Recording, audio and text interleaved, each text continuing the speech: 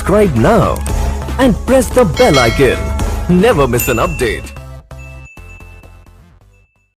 तो स्वागत है बच्चों आपके अपने YouTube channel English and math classes में।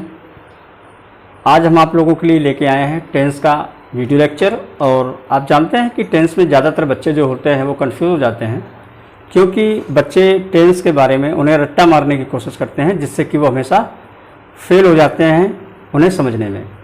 तो आज हम जो टेंस का वीडियो लेक्चर लेकर आए हैं उस पर हम आपको एक एक छोटी से छोटी बात बताने की कोशिश करेंगे, जिससे कि आपको समझ में आ जाए। और अगर एक बार आपके समझ में आ गया तो समझ लीजिए कि टेंस फिर आपके हाथों से निकल नहीं पाएंगे। ये हो गया हमारा टेंस का स्ट्रक्चर।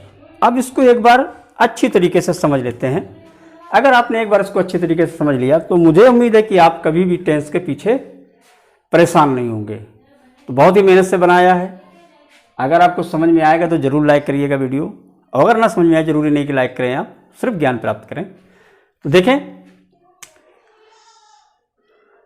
प्रेजेंट टेंस के सारे टेंस लिखे हुए हैं, पास्ट टेंस के पूरे हैं और फ्यूचर टेंस के पूरे हैं। तो सबसे पहले हम समझते हैं कि किसी टेंस को पहचानने के लिए क्या ज़रूरी है। तो सबसे पहले टेंस को पहचानने के लिए ज़रूरी है कि उसके आखिर में देखें, अगर है, हो है, हूँ है तो वो प्रेजेंट टेंस का वाक्य होता है। अगर था, थी, थे है तो पास्ट टेंस का वाक्य होता है। गागी, गे है तो फ्यूचर टेंस का वाक्य होता है।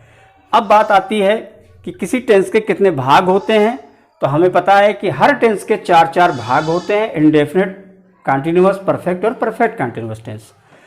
प्रेजेंट के भी 4 भाग हैं, फ्यूचर के भी, पास्ट के भी 4 भाग हैं, फ्यूचर के भी 4 भाग हैं। सबसे पहला भाग है इंडेफिनिट टेंस। इंडेफिनिट टेंस के वाक्यों के अंत में ता है, ती है, ते हो आदि आता है। इस पे जो हेल्पिंग वर्ब होती है वो डज या डू होती है, या अगर नेगेटिव सेंटेंस है तो डज नॉट या डू नॉट हो जाता है। फिर देखें हम पास्ट टेंस के बारे में। इन वाक्यों में लिया, दिया, खाया, पिया, दौड़ा, सोया, है ना, पी, इस तरह के सेंटेंस होते हैं। इनमें हम डिड हेल्पिंग वर्ब का यूज करते हैं। अगर वाक्य नहीं है यानी कि नेगेटिव वाला है, हम उस पर डिड नॉट का यूज करते हैं। अगर उसमें ता, था, ती, थी, ते, थे के साथ आता है, अगर वर्ब नॉन एक्शन वर्ब है तो हम लोग वर्ब की सेकंड फॉर्म का यूज करेंगे। अगर एक्शन वर्ब है तो इससे पहले मैं बता चुका हूँ यूज टू या वुड का यूज कर देते हैं। फिर देखेंगे फ्यूचर इंडेफिनिट टेंस में अगर वाक्य के अंत में गा, गी, गे आया है तो विल या शैल का यूज करते हैं। तो ये हो गया हमारा प्रेजेंट टेंस का इंडेफिनिट वाला, पास्ट इंडेफिनिट टेंस और फ्यूचर इंडेफिनिट टेंस। इन टेंसों में एक कॉमन चीज देखें कि इसमें वाक्य के अंत में है भी है, इसमें था है, इसमें गा है। बस इसी तरीके से पहचानना है। जैसे कंटिन्यूअस में अगर आप देखेंगे तो इसमें भी रहा मिलेगा, इसमें भी रहा मिलेगा, इसमें भी रहा मिलेगा। फर्क इतना होगा कि इसमें है होगा, इसमें था होगा, इसमें गा होगा। बस वही चीज है। अगर एक बार आपने समझ लिया कि है वाला प्रेजेंट होता है, था वाला पास्ट होता है, गा वाला फ्यूचर होता है, तो कंटिन्यूअस आपको पता रहेगा कि रहा, रही, रहे लगा है तो कंटिन्यूअस होगा। बस उसी टेंस के नाम के बाद आपको कंटिन्यूअस जोड़ देना है, present continuous, past continuous, future continuous. बहुत आसान तरीका है। अब इसमें हेल्पिंग वर्ब जो कंटिन्यूअस में आती है वो अगर सिंगुलर सब्जेक्ट है, जैसे ही, सी, इट, उसके साथ इज लगाएंगे, आई के साथ एम लगाएंगे, और प्लूरल सब्जेक्ट या प्लूरल प्रोनाउन के साथ में हम आर का यूज करते हैं। यहाँ पर प्रेजेंट डेफिनेट में हम एक वचनकर्ता के साथ डज, बहुवचनकर्ता के साथ डू का यूज करते हैं। लेकिन कब? जब वाक्य इंट्रोगेटिव होता है या निगेटिव होता है। अफर्मेटिव सेंटेंस में हम डू या डज का प्रयोग बिल्कुल नहीं करते। इसी तरीके से पास्ट इंडेफिनिट टेंस में हम सेंटेंस अगर अफर्मेटिव में है तो वर्ब की सेकंड फॉर्म यूज करेंगे। अगर निगेटिव है तो डिड नॉट, और इंट्रोगेटिव है तो डिड का यूज करेंगे।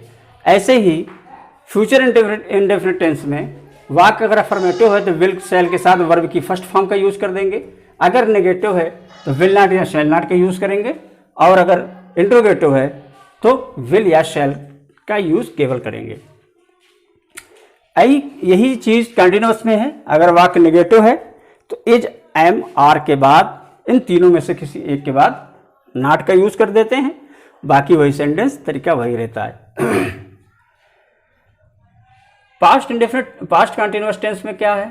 रहा था, रही थी, रहे थे आदि आता है, और इस पे वाज या वर का यूज होता है।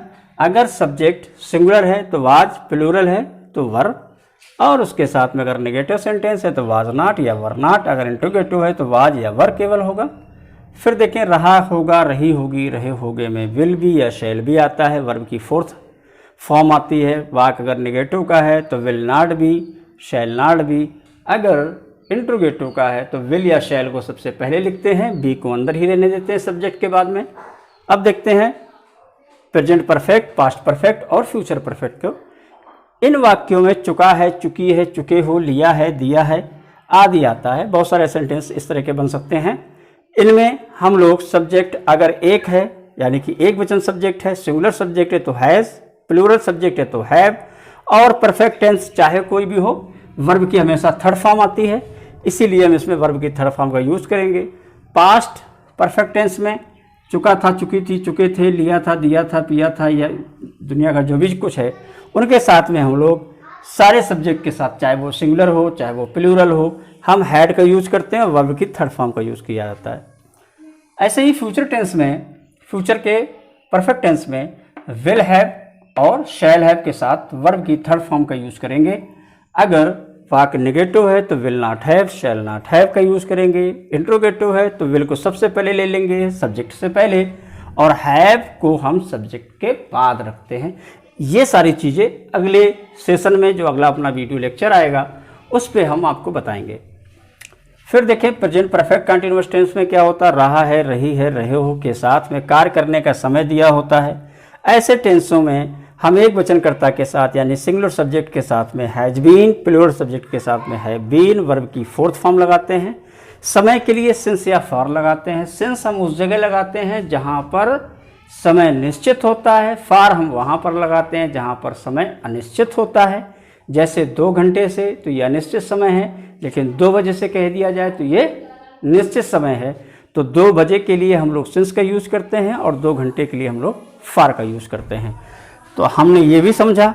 फिर देखा पास्ट परफेक्ट कंटीन्यूअस टेंस पर रहा था, रही थी, रहे थे के साथ में कार्य करने का समय दिया होता है। इसमें सभी प्रकार के कर्ताओं के साथ में हैड बीन का यूज़ करते हैं। फिर वर्ब की फोर्थ फॉर्म यानी कि वर्ब की फर्स्ट फॉर्म के साथ आईएनजी लगाते हैं। फिर समय के लिए सिंस या फॉर का यूज़ करते हैं, उसके बाद टाइम लिखा जाता है। आपको बता ही दिया है सिंस फॉर कब लगाते हैं। फिर फ्यूचर टेंस आ गया। फ्यूचर टेंस के वाक्य के अंत में रहा होगा, रही होगी, रहे होगे के साथ में कार्य करने का समय होता है। आई और वी के साथ में शैल हैव बीन का प्रयोग करेंगे। बाकी शेष सभी कर्ताओं के साथ विल हैव बीन का प्रयोग करेंगे। वर्ब की फोर्थ फॉर्म का प्रयोग करेंगे। यहाँ समय के लिए 3 चीज़ों का यूज किया जा सकता है, सिंस, फॉर और फ्रॉम। इसके बारे में जब इसका वीडियो आएगा फ्यूचर परफेक्ट कंटीन्यूअस टेंस का, उसमें मैं बताऊंगा विस्तार से कि किस तरह से सिंस, फॉर और फ्रॉम का यूज़ किया जाता है। उसके बाद टाइम का लिखेंगे। तो बच्चों आज हमने टेंस की जो छोटी छोटी चीज़ें थी, जो छोटी छोटी उसकी पहचान थी, मैंने आपको बताई। उम्मीद है कि वीडियो आपको ज़रूर पसंद आया होगा। और वीडियो जो अगर पसंद आए तो ज़रूर से ज़रूर लाइक करें, कमेंट करें, शेयर करें, अपने दोस्तों को भी भेजें, उनको भी शेयर करें वो भी।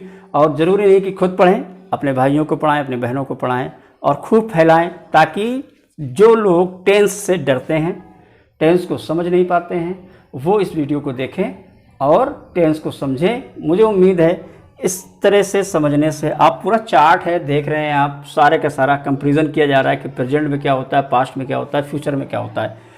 तो जब इस तरह के स्ट्रक्चर आपके सामने होते हैं तो आपको समझ में आ जाता है कि ये होता है तो फिर ये होता है, फिर ये होता है। ऐसे समझाने में मैं देखा है बहुत सारे वीडियो में कि इस तरह से समझा देते हैं, पूरे प्रेजेंट के पहले समझा दिए, फिर पास्ट के पूरे समझा दिए, फिर फ्यूचर के।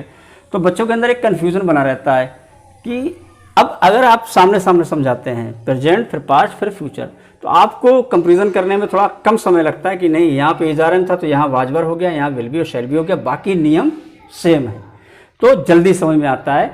तो बच्चों वीडियो पसंद आया हो तो लाइक करें। आगे अगला हमारा जो वीडियो आएगा प्रेजेंट इंडेफिनिट टेंस के बारे में, उसके बारे में हम लोग विस्तार से चर्चा करेंगे। तब तक पढ़िए, ध्यान लगाइए।